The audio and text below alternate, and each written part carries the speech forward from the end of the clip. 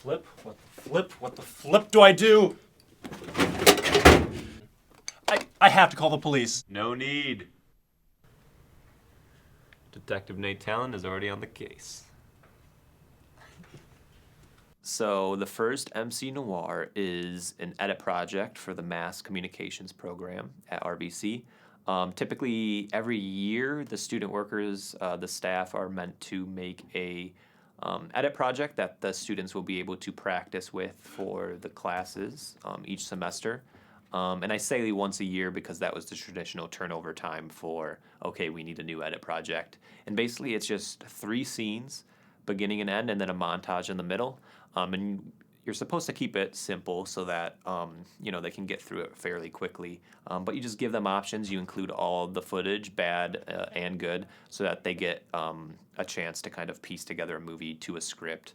And then it came time to make a new edit project. One of our student workers, Alex Jackson, I kind of passed it off to him as his responsibility. And he came up with MC Noir, a fun little noir-inspired mystery set in the Mass Communications Department about missing gear. And then he said, I'm going to have you play the detective. And I said, okay. And I just wore a tie and a dress shirt and showed up with a notepad, and the rest is history, I suppose. I swear I don't know. Shut up! What kind of disgusting scumbag takes gear from students who need it? I swear to God, I didn't do it. I don't know how you got that. Admit it, you disgusting mutant. Fess up. I know you did. I started taking classes in mass comm in the fall of 2018, and when I was a student, that was my edit project. When it was about that time in class, when that assignment came up, I didn't have any say in it or anything. It's like I didn't know anything about it. At the time I knew both Nate and Alex because they were student workers. But honestly, I even became close with Nick before I became close with Nate. He was that took some time for us to, really hit it off. But that was in terms of the making of it, they did that even before I was in Rockford. So, my relationship to the first one is kind of funny in the sense that it's like my friends made it, but I couldn't tell you anything about the making of it.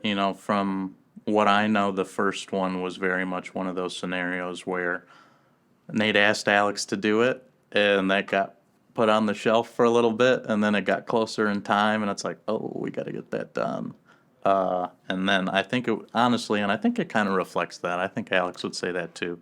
It's very much like, 2 weeks left. Let's put this together. And they whipped up something quick, and obviously it's still going strong. So. Yeah, that much I've gathered. I'm gonna need you to tell me everything you know about the situation.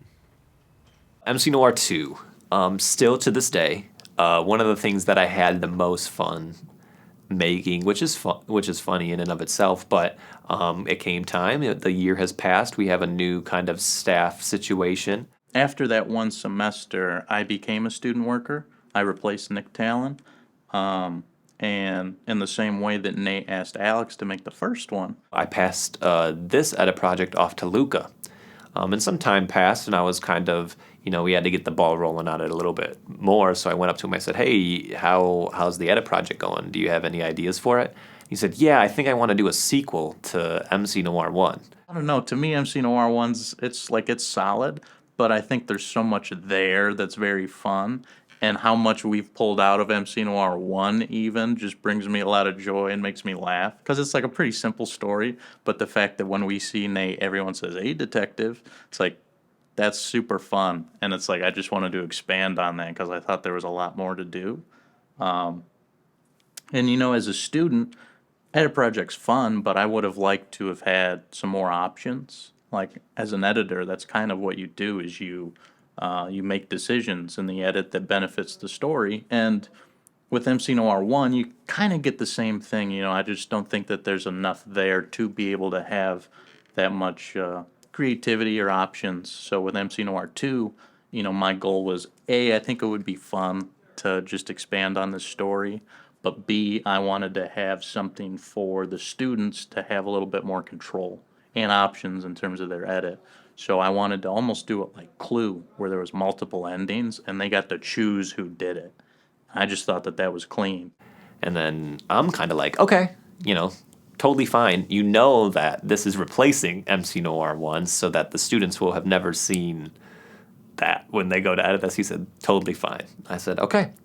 And when it came time to actually shoot it, he had a pretty ambitious idea of shooting 3 different endings, which I thought was cool because then that gave a little bit more of a dynamic to the edit project themselves so that they can actually choose an ending and kind of have more fun with that, where we kind of had, the idea was to have an easy ending to edit, like to have a shorter version, a medium one, and then a hard one. We ended up having to scrap the super hard one because just, time constraints. But the other goal was to get as many people kind of in our unit that were Mass Comm alum involved in the project.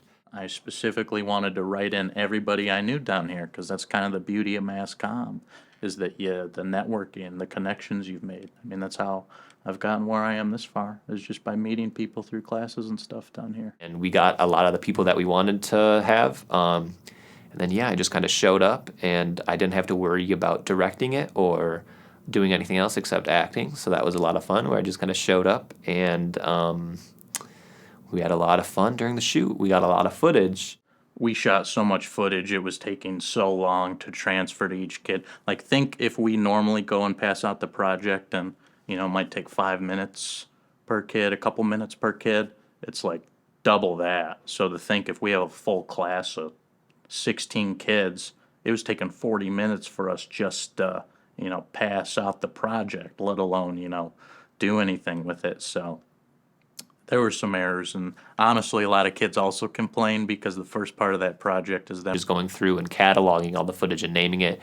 There's a lot of complaints that there's a lot of footage here. Do I have to do all of it? Do I have to do the ending that I don't want to use, and all this stuff? So then, for simplicity's sake, Jerry scrapped MC Noir 2 from being the edit project and went back to MC Noir 1. And it's still the edit project to this day, which is kind of funny, because typically it was every year. So it kind of is lost media here in the Mass Comm department. But don't worry, we have copies on our drive. And I went and did an edit myself of it. And that's what I think Luca would call the canon edit. short-lived, but in our hearts, still going strong.